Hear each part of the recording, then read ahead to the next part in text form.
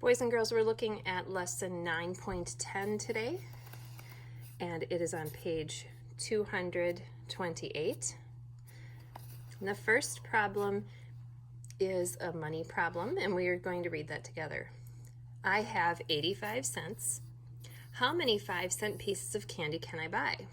Blank pieces of candy. So we want to find out how many pieces of candy. Now you've got 85 cents in your pocket.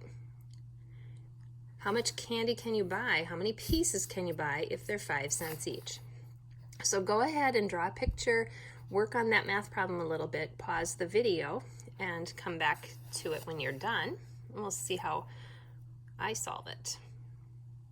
Okay, so I've got a couple of ways that I could solve that problem. Again, if you have 85 cents and each piece of candy is 5 cents, you could simply draw nickels. 5, 10, 15, 20, 25, 30, 35, 40, 45, 50, 55, 60, 65, 70, 75, 80, 85. And you could count them up. There happen to be 6 in each row, so 6 and 6 is 12, and 5 more. That's 17 pieces. Okay. Now there might be some people who say, well, 2 pieces is 10 cents. So if I have 2 pieces is 10, and that's 2 pieces. 2 pieces would be 20. Another 2 pieces would be 30. Another 2 pieces would be 40. 2 pieces would be 50. 2 pieces would be 60. 2 pieces would be 70.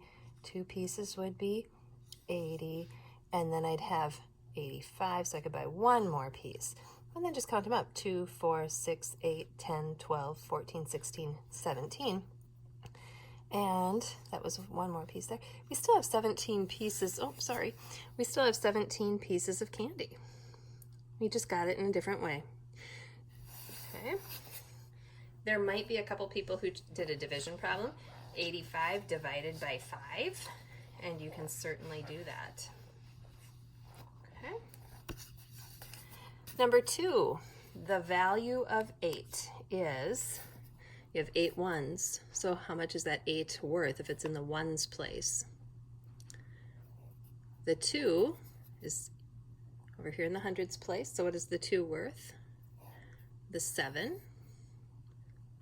is in the thousands, 6 is in the 10,000s, and 4 is in the tens. Write those down. The value of 8, if it's 8 ones, it's just 8. I'm going to move that over. It's just 8. The value of the 2 would be 200. The value of the 7 is 7,000. The value of the 6 would be 60,000 because that's way over in the 10,000s place. And the value of the 4 that's in the tens place would be 40. Okay. Number 3, we need to count how much money. You have a $10 bill, a $5 bill, a quarter, nickel, nickel, and a penny.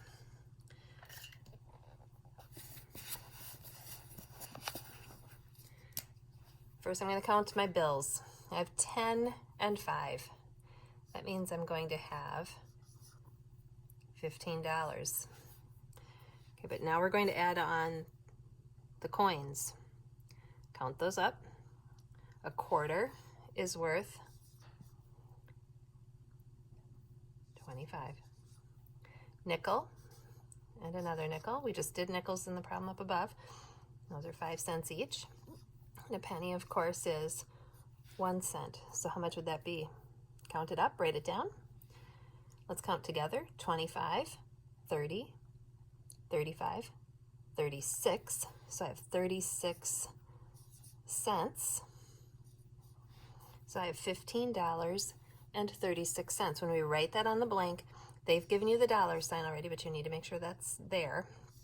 $15.36. Remember, that decimal point is going to keep the dollars separate from the cents. Okay. Moving on to number 4. The total cost of Nina's lunch is $7.50. She paid with a $10 bill. How much change will she get? Again, it's a change problem. You might choose to do some subtraction, but I'm going to just think this in my head today. I'm going to show you how I think it out. If I have $10 and I spend $7, so it's $7.50, but let's just say I spent $7. That would already bring me down to $3. Okay, I can do that in my head, but then I'm going to take off another 50 cents because I didn't spend only $7, I spent 50 more cents. So 50 cents less than $3. Minus 50 cents. Now you don't actually have to do any regrouping, but just think in your head. If you have $2.50 and you add 50 cents, that'll bring you up to $3, won't it? Okay, so this is what I'm kind of thinking in my head. It's my thought bubble. So $2.50. If I took off 25 cents, I'd be at $2.75. Take off another 25 cents, I'd be at $2.50. So I just think that through in my mind. I don't always do the trade first, but this is just what my brain is thinking. So I started at 10, took off $7, and then took off 50 more cents. Let's move down to number 5, Justin. We've done a lot of these. We need to round our numbers and estimate, and then come up with the actual answer. So number 5, let's read it together. Justin had 92 cents and found 21 cents more. How much does he have now? Estimate your answer and then solve. So we'll estimate first, find out what a reasonable answer is going to be, and then compare our actual answer to the estimate and see if it is reasonable. So Justin has 92 cents. 92 is really close. So our actual problem here, let's write it down. 92 plus 21, plus 21 cents. 92 is really close to what? It's between 90 and $1. It's really close to 90 cents. 21 is really close to, it's between 20 and 30, so it's really close to 20 cents. When I add those together, I know that that answer is going to be over 100. 90 and 10 would be 100, but 10 more would be 110. Okay, so I know my answer should be pretty close to 110. And this is the part that you wrote on the blanks. Now our actual answer, when I add 92 plus 21, I'm going to put that vertical.